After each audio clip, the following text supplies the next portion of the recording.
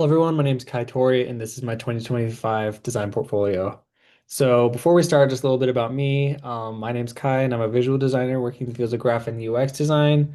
Um, some of the things that really inspire me are the city in San Francisco where I live with its very wide variety of cultures, perspectives, and stories that all surround me. And then this is then translated into my work, which I think showcases this in a manner, but also translate into my mission, which is keeping design fun while also remaining functional. So my education experience up to this point is showcased here. I'm currently a student at SF State. I'm also doing a Coursera UX certification course at the moment. I've done some freelance work for the SFSU Design Working Group, and I'm the current lead designer and design editor for Express Magazine. So today we'll be going over three projects. One is a UX UI project, one's branding, and then one's event advertising. So let's go into our first project, which is Next Stop. This is a mobile showcase of what the final app would look like.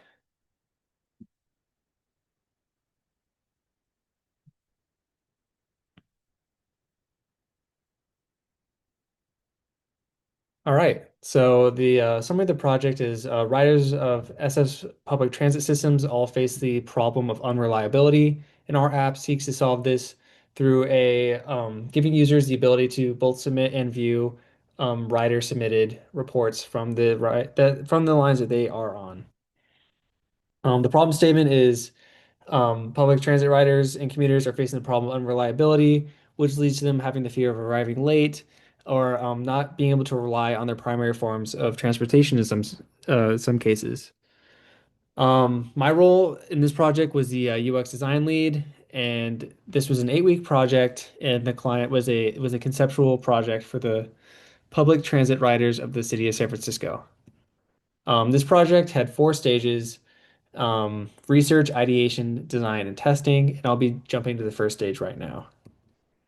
Research began by kind of breaking down the demographic of these riders. We went out and interviewed 9 Bay Area transit riders of varying age, race, gender, just to kind of get a very broad breakdown of who these riders were. We then asked them if they actually use transit, how often they use it, and then what apps they use to help navigate it. This was then translated into we asked what frustrations you have, with the overarching theme being inaccurate app updates was what we then wanted to solve for. Um, Based off this, we created 2 user personas and then start building out the app, beginning with the information architecture, user flows, and then starting with the low fidelity wireframes. This stage of the app really just focused on the MVP, which was scheduling a trip, viewing the lines to get to your destination, and also viewing and submitting a user report. For mid-fidelity, these were then polished alongside adding a onboarding process for new users and also signing in for returning users. This was then tested with 3 designers, and some of the feedback we received was wanting a language selection option in the onboarding, wanting more obvious line transfer indicators, and also wanting more distinction between the various lines. This was then translated into our final hi-fi wireframes. This explored the main MVP of the app, reporting incidents, scheduling a trip, and viewing the various lines, and then updates on that line that you'd like to use, and also an accompanying fully functioning prototype, which I'll show later in the presentation. For branding of the app, we wanted something that conveyed motion fluidity in the logo, and then the color usage is blue because that was meant to showcase a sense of trust for our users. This is our UI style guide kit. And then some advertising. Here's a bus stop, the bus itself, and then the final functioning prototype. Some of the things our users really loved was the simple UI that we incorporated, the real-time reporting feature, live updates on these lines, and then finally the navigation assistance. So, some reflections from this project. The key learnings I got is simplicity is key. Don't overcomplicate things. The best way to gain insight is through interviewing those directly affected by the topic. And some key takeaways were it doesn't take reinventing the wheel to solve a problem in an innovative way, and always acknowledge your biases as they will come up later and they will lead to problems. Ultimately, though, I do think this project was a success. It solved the problem in giving users the ability to view these updates in a more accurate manner, in a live manner, so they don't have to rely on the unreliability of these other methods.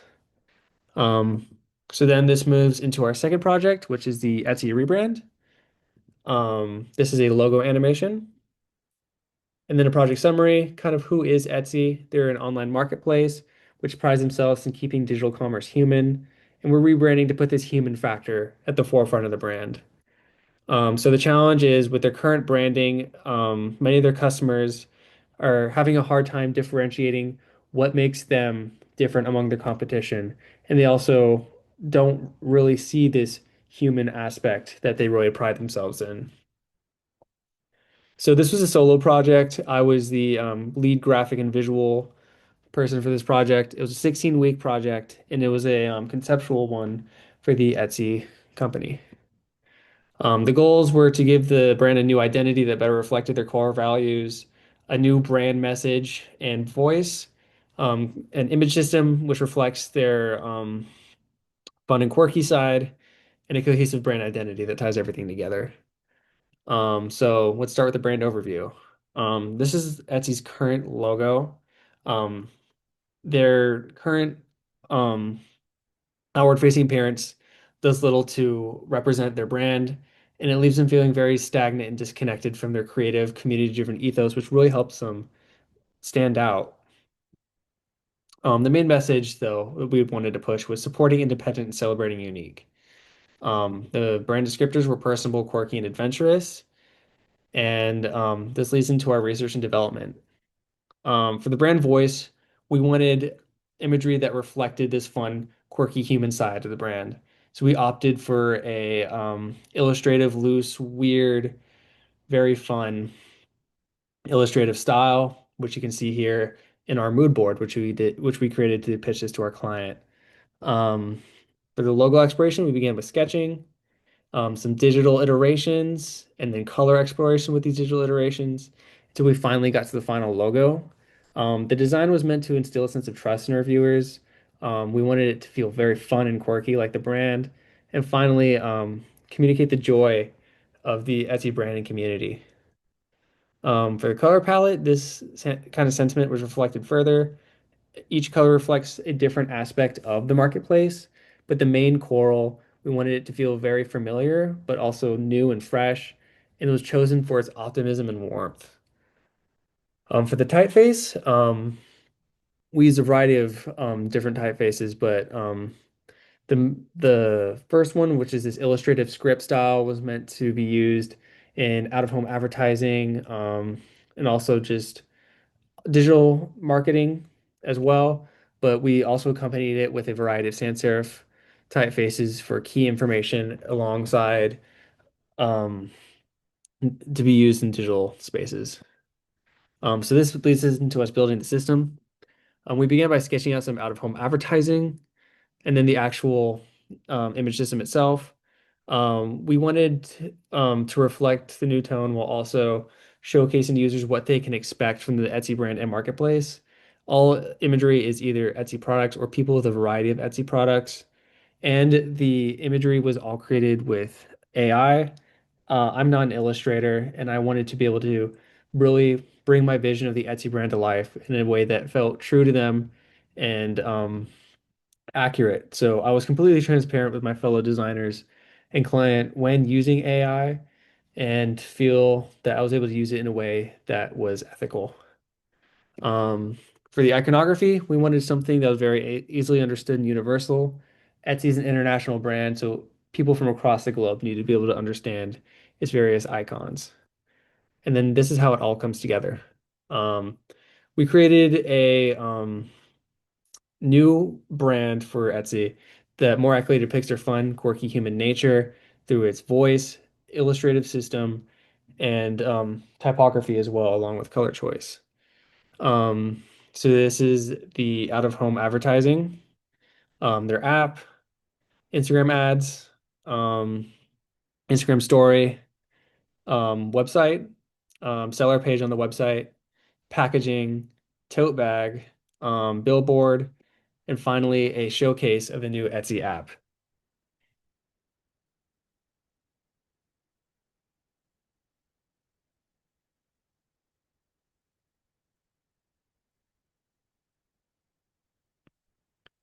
All right. So some reflections for key learnings, design and storytelling. This project really had me find what gave my client heart and let that guide me. Simplicity is key. That's what makes designs recognizable and also timeless. Some key takeaways were always iterate. The first idea is never the best.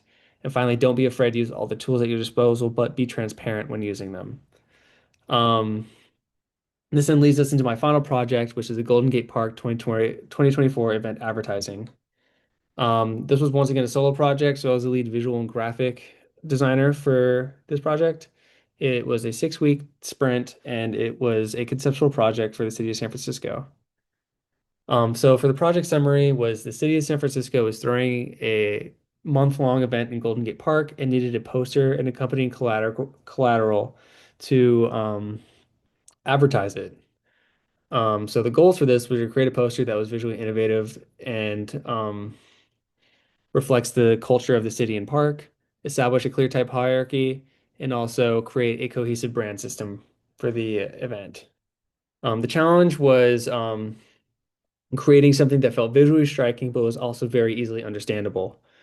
This problem then became amplified further when designing for a city as iconic as San Francisco, where many people may have some expectations of the imagery that they may want to see. This was some limitations given to me by the client. The raw text, which was then systematically formatted in these tables based off of the information it was conveying.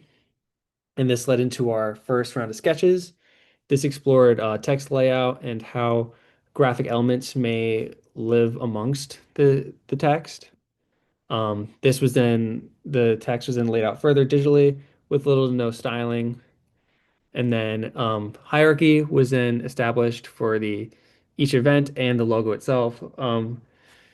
Hierarchy was made with scale and weight, with aspects such as the event name and date being at the top, and then more detailed explanation of the date being at the bottom. And then for the first round of critiques, the main feedback I received was text size and line spacing, which was then addressed in my next round of iterations. This one also explored including a graphic element. The graphic element was inspired by my apartment in Golden Gate Park, and how the light reflected off of its blinds, but was eventually moved away from due to troubles with legibility. So the second iterations explored an illustrative style depicting one of the landmarks of the park, the Dutch windmill.